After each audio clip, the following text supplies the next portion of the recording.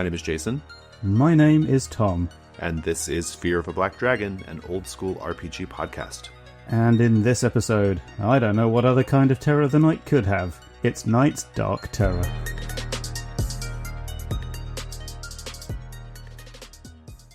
Our first segment is the basic crawl. B10, Night's Dark Terror, is the 10th adventure produced for the D&D basic set, and was written by TSR UK's Jim Bambra, Graham Morris, and Phil Gallagher, and features art by Brian Williams and Helen Bedford. It was published by TSR in 1986.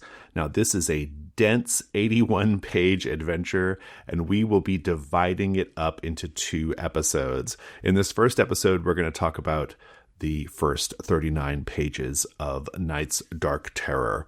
From the text: Welcome to Night's Dark Terror, the module which opens up the infinite possibilities of wilderness campaign adventuring in the Dungeons & Dragons expert set world. The adventure unfolds in the wild lands of the Grand Duchy of Karamikos. A river journey takes the adventurers to the besieged steading of Sukiskin, where goblin hordes assail the walls throughout the long night. But this is only the beginning. Soon the adventurers find themselves in a life-or-death struggle against the evil of the nefarious Iron Ring, a struggle which leads them ultimately to confront the ancient perils of the lost Valley of Hutaka. It is indeed a densely packed volume, so here is a very surface overview of the contents of the first half. The book begins with an introductory section detailing some high-level things DMs need to know to run this adventure, including some basic geographical notes, seasons and weather, and various game mechanic considerations. And it also includes the ancient history of Karamikos, which involves some jackal-headed humanoids called the Hutakans, their secret city in the Lost Valley, more on that in Part 2, and their human slaves who eventually rebelled and settled the land. Additionally, we learn about the Iron Ring, the evil group that serves as the main antagonist for the adventure. Next comes the first major section of the module, Siege at Sukiskin, in which our heroes get wrapped up in the siege of their employer's homestead by several tribes of goblins. This section includes, among many other things, the journey to Sukiskin, first on a river but then on foot, when they're unable to meet up with the ferryman, although they do encounter her pet bear. Then there are the various events of the night and following day of the siege, important locations in the homestead itself, and stats and other details about the different goblin tribes. The next section of the module is called South of the River, where we get an extensive wilderness adventure. Some highlights: a centaur that your horses might tattle to if you've been treating them badly, various goblin lairs, the Lake of Lost Dreams, which is a weird, dreamy side quest involving elves, pixies, magic mirrors, and our favourite, an island in the middle of a lake. A gold mine side quest involving gnomes and spider-worshipping orcs. A number of tombs that can be raided, and a werewolf den. The next part of the module is called Ruins of Zitaka, which is a dungeon crawl into an old tower haunted by goblins, an invisible minotaur, and the evil Iron Ring wizard, Golfar. Next we have the journey to Threshold, wherein many of the events and encounters of the earlier sections make another appearance, including that ferryman's bear and more Iron Ring slavers. Finally, we have the town of Threshold. This section is mostly taken up with details about important locations in the town, including a magic carpet taxi, which will be the launching point for the remainder of the adventure, and which we'll cover in Part 2. Let's talk about our bona fides here, Tom.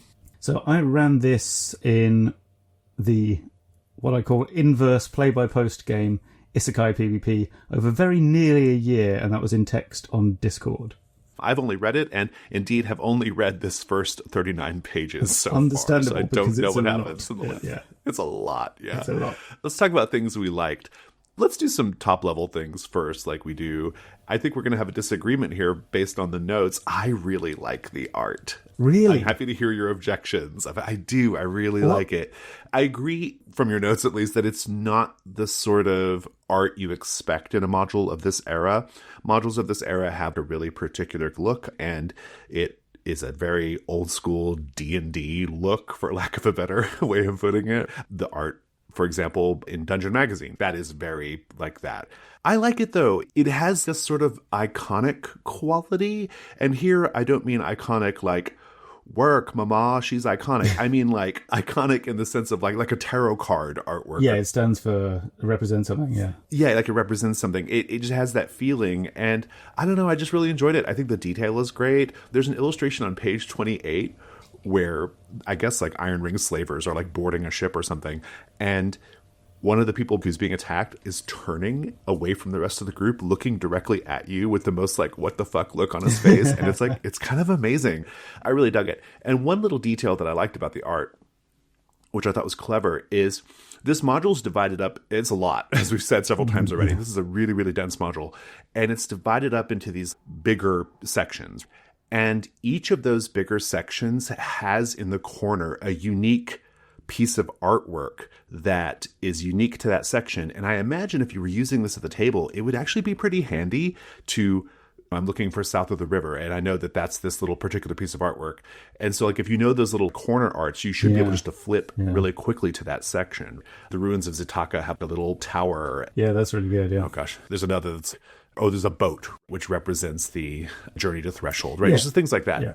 I thought that was pretty clever. I am curious to hear your objections to it. Well, I think you're right as well. Actually, the iconicity of it is good because we've talked about that before. Like, or actually, maybe me and Yep on that Vampire the Masquerade episode, how the art in vampire books wasn't always the most amazing, but you couldn't mistake one NPC for another very easily. Right. This works here in spades. I also have no beef with the execution. I don't think this is down to the artists. Right, they've done really good jobs, but it's high quality. But I feel like the posing or the composition is in that quite staid TSR style. But then again, I'm not sure that I think this would be better served by more dynamic or idiosyncratic art. And the value of it being in that iconic, everything looking kind of similar in some ways to everything else means that you can do direct comparisons. This is what the Centaur guy looks like. This is what Stefan from the Homestead looks like. And you're right, it helps to lock everything into your memory. So I just wish it was a little bit more fun. But yeah, it's still good. It's subjective. Yeah. I get it. Yeah. I hear your complaints about it. Before we get into the content, I want to talk just a bit about the writing and presentation, which I think is really, really good here. You can tell that the authors of this adventure clearly understood the assignment. They understood the brief of what they were doing, which is to say they were writing a wilderness campaign. And the writing reflects that. And here's what I mean. They are very distinctly aware of the fact that typical TSR published modules are a certain thing. They're dungeon crawls. They are different types of geography. They seem very aware of that, and they've adapted the text to account for that. They give DMs advice in a certain way that is meant to guide them to this new way of doing an adventure, or the fact that all of the encounters are presented as events rather than encounters, which I really, really like, especially in the South of the River part, because one of the things about having a wide open geography that the characters can be roaming around in, presumably, is it's not easy to say, okay, this thing is over here, this thing is over here, this thing is over here. Like you can't like pinpoint every single possible thing in its location. And so it's better to present things as events. Like here's something that could just happen. Here's something that will happen at some point. It's subtle, but I thought it was really clever. Yeah.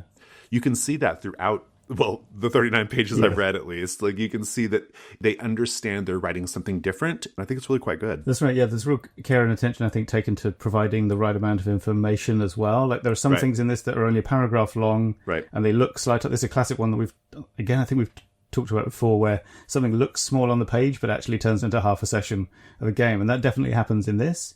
And yet at the same time, they're not afraid to spend quite a lot of space on the things that they do think need it. Like, for example, giving pointers on how to run this sort of hex crawly wilderness adventure. And I will say about that, the feel of the wilderness is great in this. Like, it feels inhabited but dangerous at the same time. I think the evocation of this, I always just sort of picture windswept hills and dark forests and things of this later. And when you consider that, just to let you know, listeners, this is in the classic black and white multi-column TSR layout. It's not like doing anything too dynamic with how it's presented. And yeah, I think just the text alone conveys so much. It's really impressive, and I think it's It was something I'd heard people say was good a lot, and I think I have a question about that later, but I never really attracted my attention. And once I started reading it, I was like, wait, this is the most amazing thing ever. Why aren't people more excited about this? Yeah. Well, let's get to the actual substance or the story elements here. I love this. So I love this book so much. I've only read 39 pages and I love it. Okay, so I have to say, when I first started reading it, I had flashbacks to those early modules in the Enemy Within campaign. And I thought, okay, they're on a boat. Please tell me we're not going to go arrive in a town and have to deal with a tax dispute for 30 pages. Like, I can't do that today. I was delighted to find that it is not like that. I do love the later parts of the Enemy Within, but I really don't like those early modules in the Enemy Within. But this is great. This is so good. It is absolutely jam-packed with stuff. There's so much stuff, and all of it's good. Yeah. I think what most impressed me about this is it's really just classic D&D stuff. It's goblins, it's orcs, it's elves, it's spiders, really classic stuff, but done really well. There's several tribes of goblins, and you're like, okay, how many goblins can we possibly have in one adventure? Why do we need so many different tribes of goblins? They are different, aren't they? They're different. Yeah, they're differentiated. They're cool. They have different powers. They have different motivations and capabilities and just different approaches. There's one that throws snakes at you as a weapon. I thought that was really great. That's great. There's just a lot of fun stuff. Yeah. And all the little side quests, and a lot of it's like optional, but if you do it, it's just neat. There's just really, really cool things going on in this module. And for content for money, I'm not sure anything can beat Night's Dark Terror. It's great. It is great. I think there's two really kind of strong central things happening as well. So firstly, the actual plot is this fun, basically it's like Indiana Jones, but in the D&D fantasy era. So you're hunting for lost treasures, which will tell you the way to a hidden valley, and your rival is someone else who's looking for the same thing. But there's a gang of bad guys who breach human rights conventions on a regular basis, but they've been co-opted by the bad guy to help him find the treasure in the Lost Valley. So it's basically the plot of all Indiana Jones movies. Right, yeah. But you're on horses and fighting goblins and stuff. And then the other thing is, as you mentioned, there's lots of optional bits in here and events, and it charts this really good, tricky middle path between having a totally open sandbox wilderness hex crawl, which I think is what basically wilderness adventures prior to this have pretty much been that. It was sort of, here's the area, do what you're going to do. But this focuses it more. It doesn't go full linear Dragonlance, here's the story, but it does a bit, and it does direct you, and it has things happening, and the major NPCs moving around, and in some cases chasing after the PCs, other times running away from them, which is great. And it just works incredibly. And I will say as well, my impression when playing it was, well, and my feeling as well, was you sort of become aware as you're playing it. There are sort of some mysteries about where do we need to go next and who are these people that we're dealing with. And it has great foreshadowing. Mm-hmm. And you identify these characters and the locations and the motives of those characters. And each time you do, there's a real sense of achievement. Firstly, from figuring out where to go next. And then when you actually get there, it feels great as well. Yeah. Now, I will mention, you did mention the Enemy Within, and it is not a coincidence that you were reminded of that. So the beginning feels like it a little bit. Yeah. So in 1986, as well as writing this, Phil Gallagher and Jim Bambra co-wrote the Warhammer Fantasy Roleplay rulebook, and the first part of the Enemy Within, that's the mistaken identity one, where someone looks exactly the same as a dead person who apparently has inherited a fortune, which is one of the best ways to start a campaign ever. Yeah. And then the next year, the third installment of the Enemy Within is Death on the Reich. That's the one with the canal boat going up and down and chasing a mysterious sorcerer around the landscape on a hex map. Seems familiar. And that was written by them as well, along with Graham Davis. So you can sort of see the themes. But I would say that although in a way the format of Night's Dark Terror and Death on the Reich are similar, and you can sort of spot that because it has the same authors, I would say in all other ways that they don't feel at all similar. At all. They really don't. No. You can tell they were written by the same people. That's true. I knew it going into it, but I could also sense it. I was like, this is clearly written by the same people, which is why I had those initial hesitations. I was like, oh boy, is this going to be Death on the Reich again? There's something really structurally interesting going on here, where you sort of like see something in the beginning, they foreshadow something in the beginning, or even just have this one-off encounter like the ferryman's bear, right? Like you have that encounter, and then you like see it again, like it comes back. And there's an uncharitable read of this where it's like, oh, they just couldn't think of anything on the journey to Threshold, so they just did the same stuff again. But that's really not what's going on. But what's really going on is they're making the environment feel like a lived-in place, like a place where things aren't stopping or slowing down just because the adventurers are off here at Pixie Lake. There's things happening. Things have changed. They're still there. When you come back through this territory, you're going to have to like deal with these things again. And it feels very organic.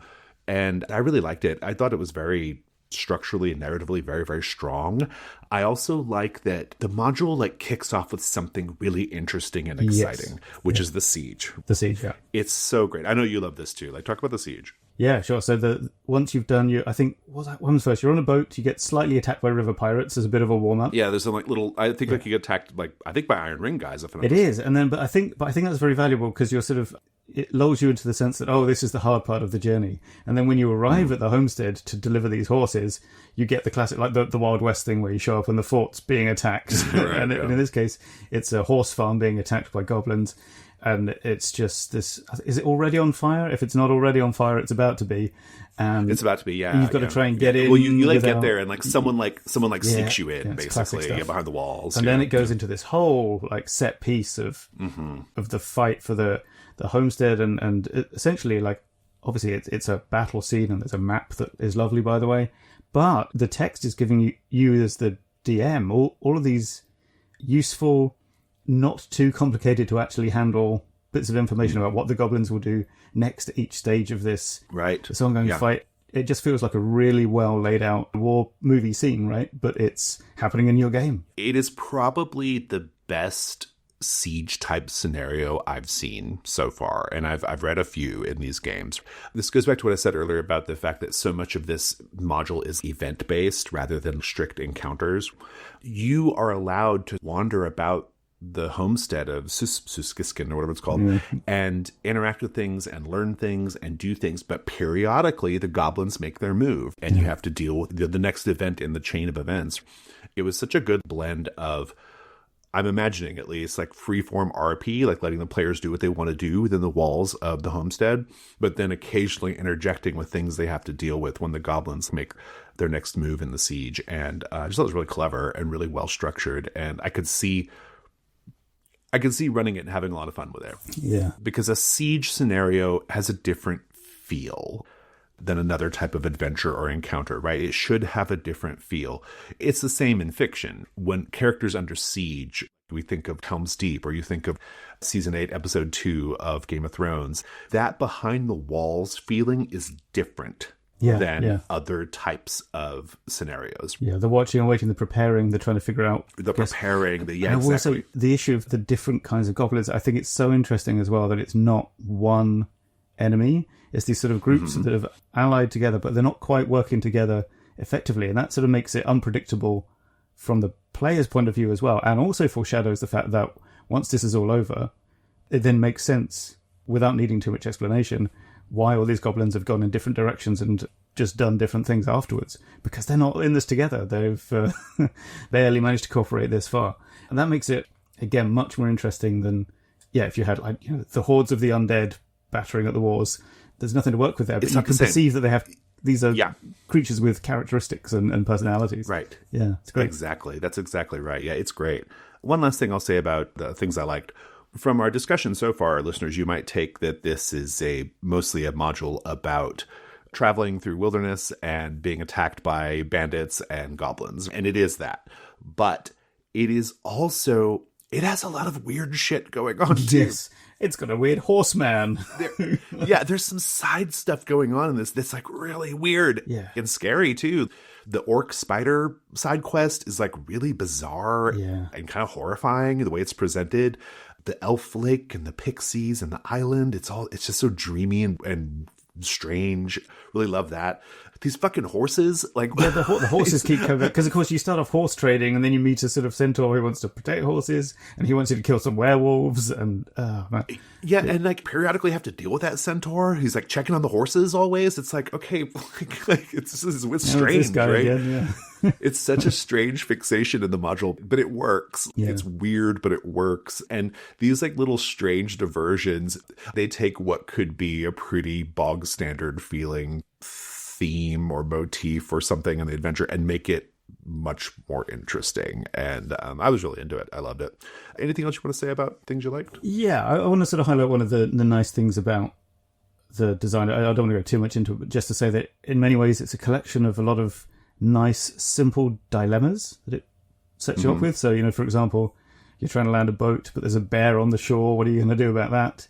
Or Right, in the town later on, there's a bit where you find 90% of the time you're going to find the bad guy's hideout, but you're not sure if that was on purpose and they're luring you into a trap or what you're going to do. And you have to kind of stand there looking at the house thinking, now what do we do?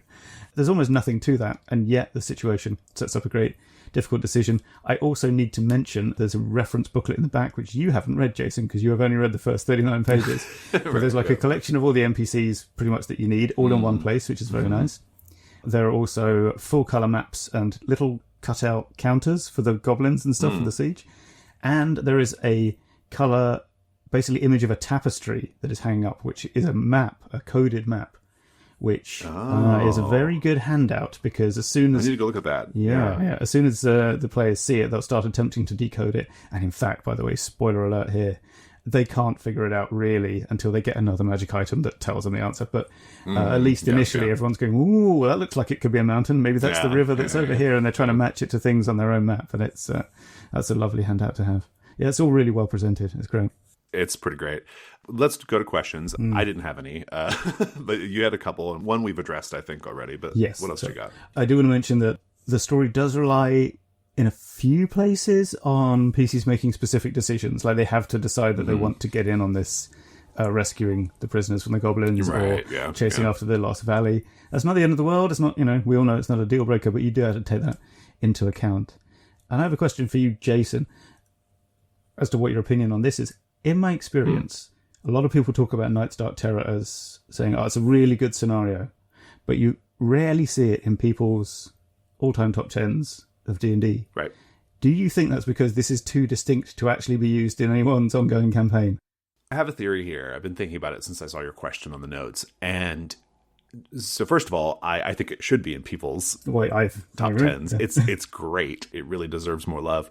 I think the reason why it has not achieved iconic status as far as modules go is I think when we remember things, when things become legendary all-timer type things, I think it's because they did something new rather than doing something refined. And in my opinion, Night's Dark Terror is a refinement.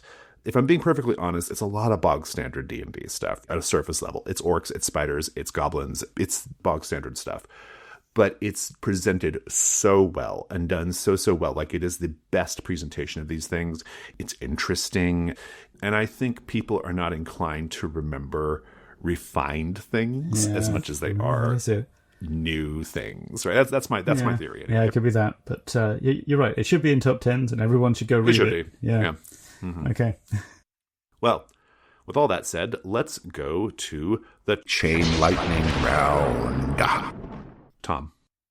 Golthar's room is comfortably but distastefully furnished, with a bed made from the splayed jaws of a dragon, badly damaged by the explosion. It seems you were not the only ones out to catch the horse thieves, for in the muddy clearing before you the goblins have been attacked and massacred. The stripped and bloody bodies of a score of goblins lie mixed with the torn carcasses of horses, and the obese corpse of a tall goblin hangs by his feet from a tree. But even now the goblins have no peace. 6 large beetles are feasting on the remains. Without a moment's hesitation, they scuttle towards you. It looks as if they prefer live meat to dead. Unlike a murky dungeon or a dismal ruin, for example, Sukiskin is home to a community of individuals leading relatively normal lives. Of the crystal coffin, which is in that weird elf pixie lake side quest, in the center of the chamber, enshrouded by the gloom and coated by the dust of ages, is a crystal coffin on a black stone plinth. I love a stone plinth. Inside the coffin, a recumbent figure in blue robes clutches a jewel-encrusted mace to its breast. A large wooden door, daubed with a crude painting of a bloodied sword, stands slightly ajar. From the darkness beyond comes the unmistakable smell of goblins, but no missiles or challenging cries greet you from the shadows. Just for a moment you hear an echoing sound like the rustle of a leather robe. Then silence. Of the aforementioned tapestry, As the needle is touched to the tapestry, it sparkles brightly and its golden thread shimmers. Moving of its own volition, the needle magically weaves through the golden tapestry, subtly changing the areas it passes through. Soon, the geometric patterns are gone, replaced by a beautifully executed map depicting a coastline, rivers, and a pulsating golden area nestled in a mountain range. Let's go to the expert delve. Hey listeners, Jason here. I want to let you know about a brand new show. It's called the Gauntlet Podcast 2nd Edition, and it's an exploration and celebration of the indie tabletop RPG scene. The show is called 2nd Edition because it's a reboot of the old Gauntlet podcast, but also because in this new format, my co-host Wes and I are looking back at a classic indie RPG and then talking about what we would do if we were making a 2nd edition of that game. As of this recording, we've already covered Dance of the Damned, The Sword, the Crown, and the Unspeakable Power, and Dogs in the Vineyard, and we have plenty more in the pipeline. Wes and I will also be chatting with folks both in and outside the Gauntlet community about different gaming-related topics, such as fandom in TTRPGs, the effects of the Satanic Panic in the early 80s and 90s, genre in games, and much more. The Gauntlet Podcast 2nd Edition is a Patreon exclusive. We've created this show for the ride-or-die Gauntlet fans who support everything we do on Patreon. There will be a new episode in the Patreon feed every single week, and you can get exclusive access by making a $2 or higher pledge. We're at patreon.com/gauntlet. Thanks.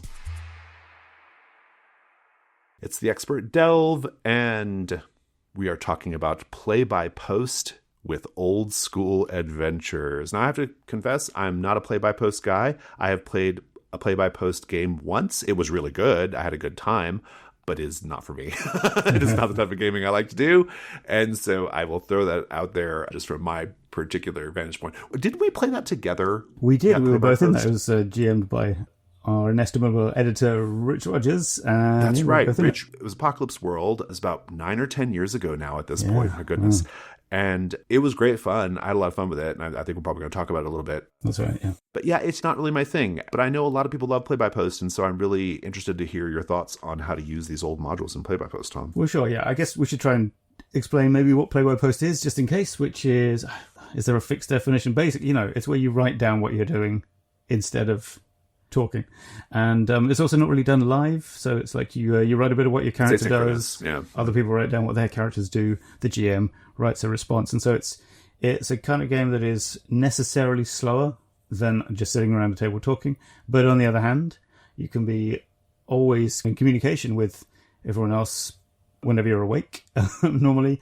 And also, I think what people really like about it a lot is that you have time to think about what you're going to do next. So, you read the description of the situation, the GM's asking you, what are you going to do next? And you've got time to think, what would my character do? And really think about it and not just try and embody the character in the next few seconds. And that is the good thing about it. Now, of course, the bad thing is the slowness. Now, as with much in life, and this is where we get on to talking about how to run, especially old school adventures like Night's Dark Terror in this.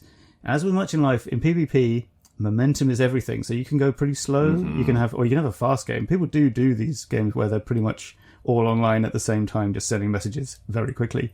But you will find that when things grind to a halt, which can be relative, so if you've been going like every few minutes and suddenly you take it 2 hours to do the next thing, frequently they just do not restart. The famously play-by-post games don't finish. People drop out, lose interest, and it's really hard to deal with that. And one of the main reasons that often happens is that people don't take the format into account. They just try and run their favorite game, and they, as you would around a table. But typing instead of talking. And that is, you can do it, but it is going to get in your way a lot. And at this time, I would like to recall my worst ever PvP memory, which is a game of Red Markets, the sort of grindingly capitalist zombie game with no concessions made to the format by the GM. I think Rich was in this game with me as well. We both stuck it out as long as we could. And it was genuinely, the GM was doing things like asking everyone to roll initiative and waiting until everyone had rolled initiative. And it was just good grief. That's dreadful. Well, I have to say, the thing that, in my opinion, makes Powered by the Apocalypse really good for actual play also makes it particularly good for play-by-post, which is lots of fiction is handled with a single die It roll. is funny that you should mention that. Am I segueing you here? Yeah, go ahead, carry on. I just want to say that I do think that game choice matters here a lot. And I determined that play-by-post was not really my thing, but I still had a really good time with Rich's Apocalypse World game. Like, I was really enjoying it. And I think the reason why it was working for everybody was, well, Rich has like a particular way of running it, which we're going to talk about, but just at a bigger level, I happen to think that Powered by the Apocalypse games, because the die rolls handle fiction at such a higher level, because so much of the action is narrated or abstracted, I think it makes it really, really good for play-by-post. The reason why I also say it's good for actual play, in case someone's wondering, is because I think that the actual play format benefits a lot from just saying cool things as opposed to rolling dice back and forth a lot. And so when you have like a single die roll handle a lot of the fiction, I think that that's actually very beneficial.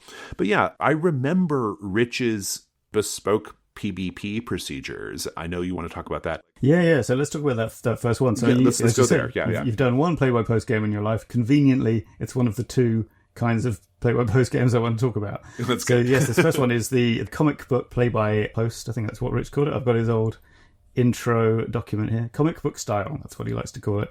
Because the posts are punchy and active. That's very true. So the way Rich would run these games, I wonder if Rich is going to edit himself into this episode to make comments. Feel free. But so this would be running. Rich just airdrops into the audio. Yeah. This would be running Google Docs. I remember at the time, and the GM, MC, DM gets to write in black coloured text, and everyone else picks a colour to signify when they're typing in the doc. And normally, though, it's only one or two people in each scene. So loads of scenes are going on at the same time. The other reason it's called comic book style is the idea that your character is the hero of their own comic book. Right. And sometimes there are crossover issues, like where you all get together for a big party in the shopping mall that goes horribly wrong. Right, yeah. But most of the time, you're not interacting with too many other people. You're vamping around in the restroom. that's what my character what did. You were doing, yeah. And then, you do online dice rolls report when you're called to do that by the MC. Actually, and the GM is in charge of asking questions, giving the prompts. So I'll give an example. I have a trip down a memory lane for you, Jason. This is the first scene that my character, Gemini, the Maestro D, was in that game. There's a bit in that where it says, let's see, your bouncer comes to the stairs of the balcony and calls up, the generator's acting up again. I'm going to head off and see Cohen about it. Why is it a bad idea for Ball Pit to head out and see Cohen?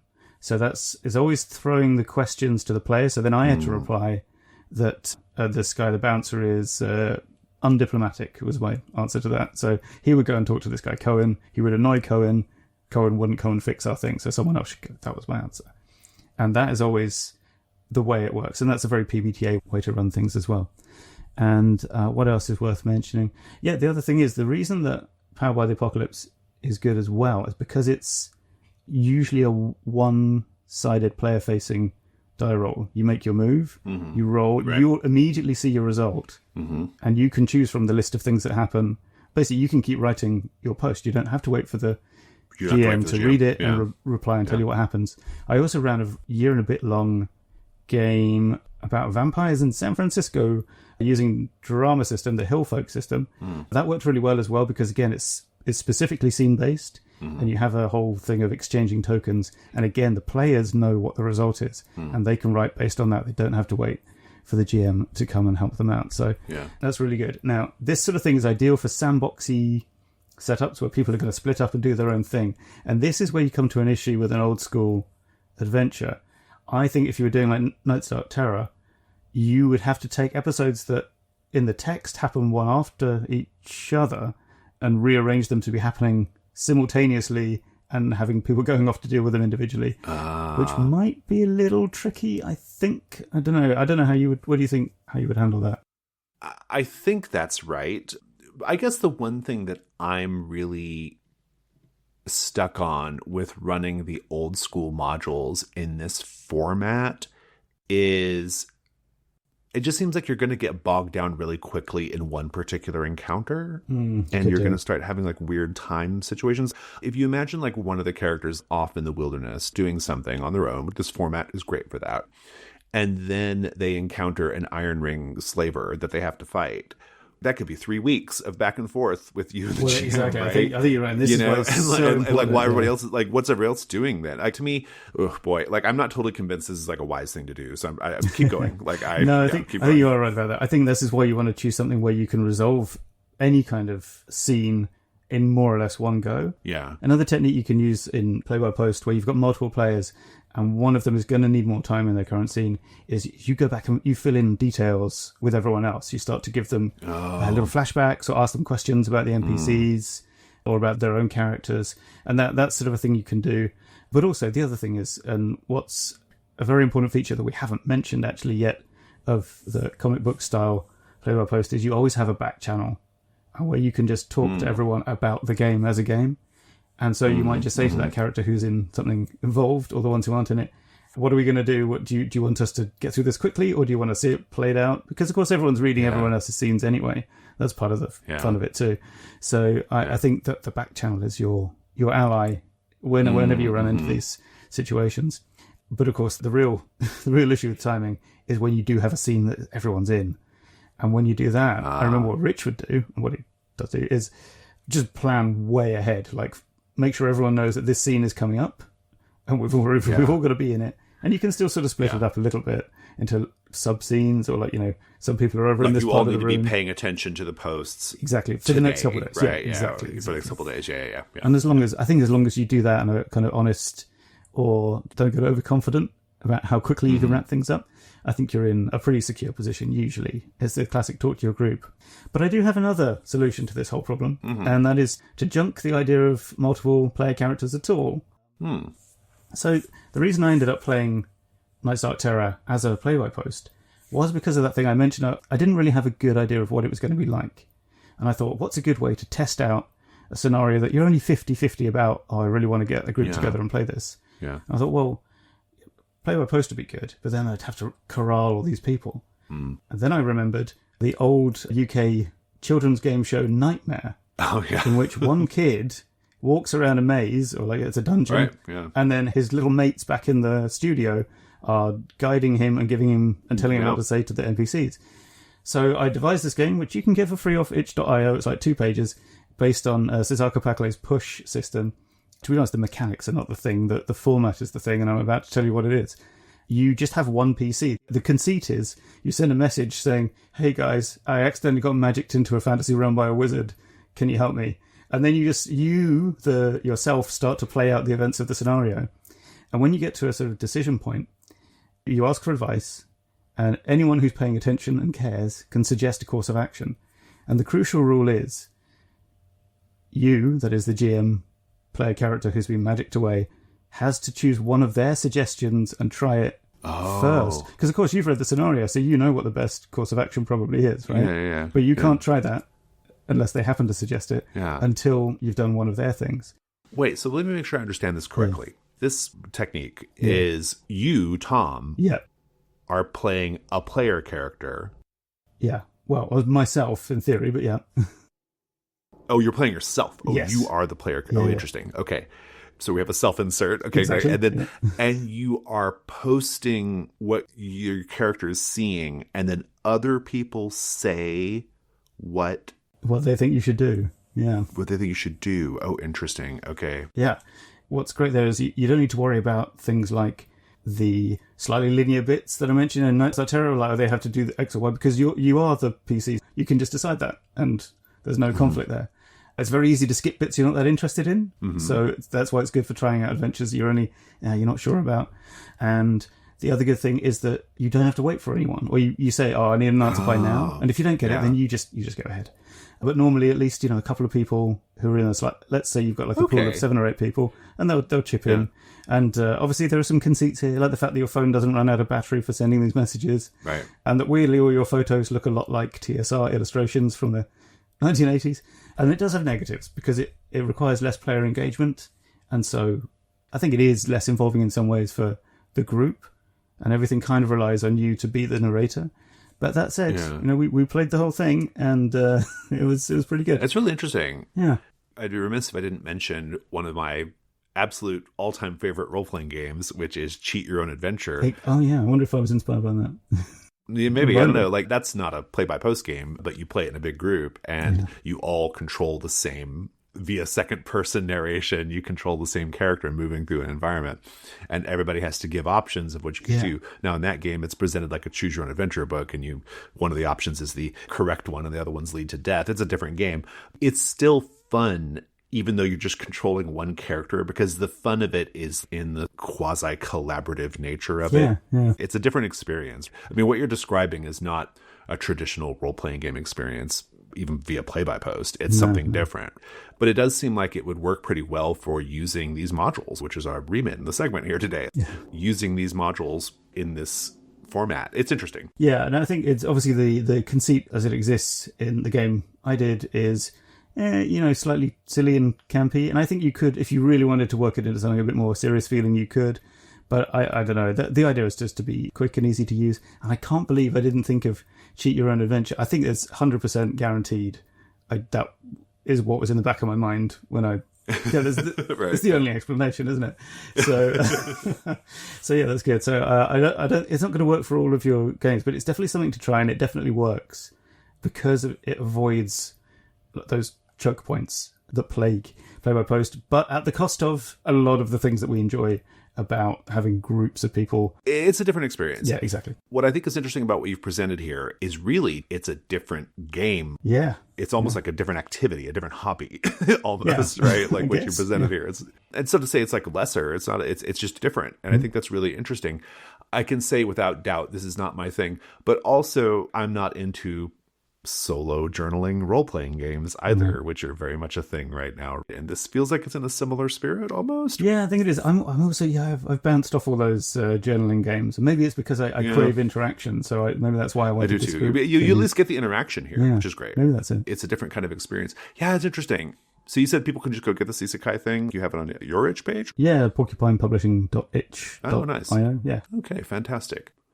I'm not going to rush out and try this, fair enough. But listeners, I hope you do. It did take a long time because there is a lot of this adventure, and we're only halfway, listener. So, yeah, I think that the reason why those solo journaling games are so popular right now is because there's a lot of people who just want to interact with the hobby in some way, and they can't get a group of people together to do it. And there's lots of good reasons why that's not the case. It's not everyone's job like it is mine. There's lots of reasons why you can't do that. Solo journaling games have a lot of appeal to people who want to just engage with the hobby in some way, right? They just want to engage, just want to do something. They just want to be involved. Yeah. And this feels like a good alternative in that sense. The other players who are giving you the options, it almost feels like you can dive in and dive out as needed. Like you don't all have to be there, right? And so that's pretty great. And you don't have to have your group in person. Like there's a lot to like about this. And you still get to explore this really cool, in Night's Dark Terror's case, a really cool older module. And so, yeah, I get it. It makes sense to me. Yeah. Very good. Anything else you want to say about play-by-post? I mean, I think there's a lot to say about it, but I'm hardly the person to do it. No, the issues we've sort of mentioned of having, especially with multiple characters, if they're all in the same place at the same time, that's where things come unstuck. So whichever method you choose to enjoy a play-by-post game, just bear that in mind from the beginning and design your experience around it, and then you'll have a much better time. Listeners, you really should look up Rich's technique, and maybe Rich might even intercut himself into the episode explaining it in more detail. Yeah. Hey there, I'm the inestimable editor, Rich. I've been summoned a few times here, and I can't resist the call. Comic book style play-by-post is one of my favorite activities. I'm running a couple games of it now. I'm super excited that both Tom and Jason remember that game fondly. I do as well. They've done an excellent job of describing most of the tenets of comic book style play-by-post. But a few things I wanted to add. First off, I started comic book style because I looked at a lot of play-by-post where folks have a literary approach, writing half a page for every post, and it's just more than I could withstand. I can't write that much. I'm not that good of a writer, honestly. I wanted to ape or mimic the style of play at the table. That's what I most enjoy, lots and lots of interaction. So short, punchy posts, just like Tom said, that's what's important. Another aspect of comic book style from the outset is to set a deadline. Hey, we're going to play this game for 6 months. That way you get buy-in for everyone, and it does help to offset some of the attrition that you might see in a play-by-post most of the time. One thing they didn't mention that is a personal taste thing, but I prefer a style of game where everyone writes in first person except the GM or MC or DM, who is posing questions to the character instead of the player. I find that it is easier for folks to respond if they're doing it in a first-person perspective. It doesn't work for everyone, but I found if everyone's writing in first person together, it can be a really exciting experience that does feel like the way we play at a table when you speak for your character.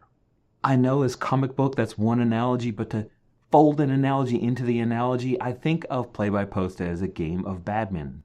You need to keep the birdie in the air. Sometimes you could go for the perfect shot, but more important than anything, don't let the birdie drop on your side. You got to keep it going, keep the flow happening. That's an important part of comic book style, and every play-by-post is to get a response going. Jason had concerns around combat. He's not wrong. It can be a challenge. If you've chosen a game that has many discrete steps in combat, play-by-post is going to be very difficult. My recommendation is to try to look for a style of game or a system where you can move much more quickly.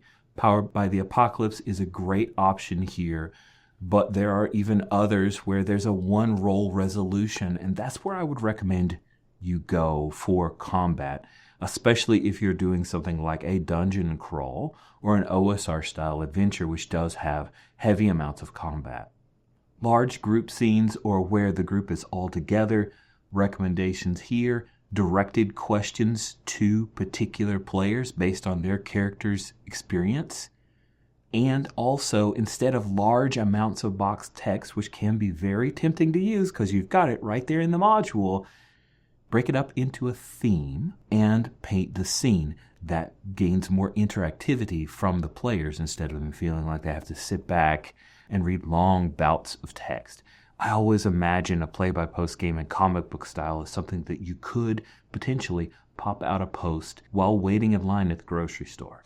The last bit I want to throw in, oh my gosh, just had so much fun talking about comic book style. So the last bit I wanted to throw in is, as a GM, if you are running a game in comic book style, it is good to understand the post frequency by player. If you have a person who's a speedy poster, you could have a pace of their particular scenes where you're asking detailed questions and really slowing down the pace of what's actively happening because you know they're going to post frequently. But if you have someone who is very busy in their life and they are unable to respond frequently, you want to glide over a lot of details. You want to move things more quickly from an action perspective so that the overall thrust of the story is about the same for everyone. You got a speedy poster over here, lots of little posts around discrete topics. You have a slower poster over here. You're moving things more quickly for every time that they respond. That way no one feels behind and you can effectively keep the timeline moving forward. Again, I've got so much to say, but this is a podcast by Tom and Jason, so let me throw it back to them. Thanks, guys, for the opportunity to chat about this. What I found when I was playing it was I felt like we were getting really, really close to the in-person role-playing game experience, like a lot of the same feelings and stuff, doing it play-by-post. In fact, the reason why I bounced off of it in general is not because it was bad. In fact, it was too good. Right? Like it was too good. It was taking up so much of my time because I was so into it. And I was like, okay, I cannot dedicate this kind of time to this because it was working so well. If you have a group that's really committed to doing like a rich, satisfying play-by-post situation that feels a lot like you're at the table, Rich's technique is really, really great too. Folks should definitely check that out. Fantastic. Let's go to the next segment.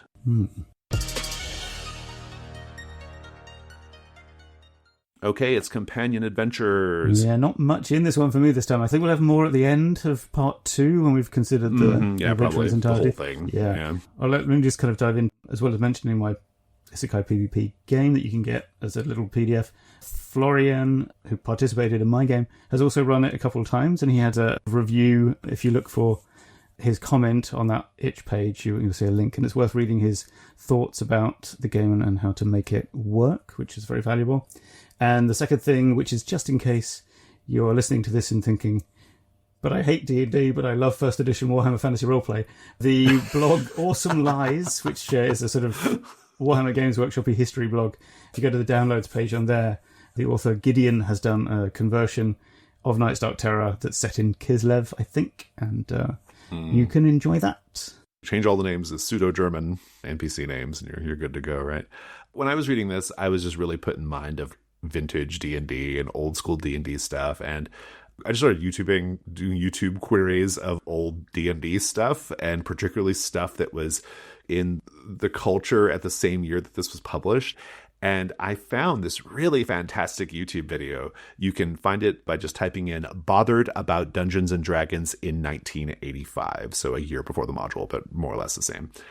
And this is a 3-minute video of a news segment in Toronto from 1985. The springboard is like, oh, there's this group of moms who are angry about D&D, which was always the case. But then what's great about this is this Toronto news reporter, she goes to a D&D game and films it. And it is such a wonderful blast from the past. In this single 2 to 3 minute clip of this table of this game, there's so much going on. You get so much drama. There's like a miscast wish spell. There's a character who gets sent into oblivion and the DM does not give him a saving throw, by the way. It's amazing. The kids, their facial expressions are amazing. They have the shaggy 1980s haircuts. And then she's there voiceovering the whole thing, and she sits next to the table while they're playing and reads the book and reads passages from the rule book to the viewers. Like, it's so perfect. It's a great. perfect. I'm going to go watch this immediately after we finish recording. It's a perfect 3-minute video. Love it. Really loved it.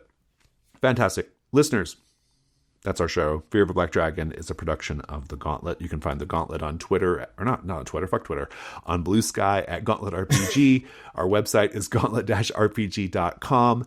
We are on Patreon at patreon.com/gauntlet. And I think that's all I've got. Tom, thank you so much. Thank you, Jason. Thank you, as ever, to our expeditious editor, Rich Rogers. And thank you, listeners, as well. Take care. Take care.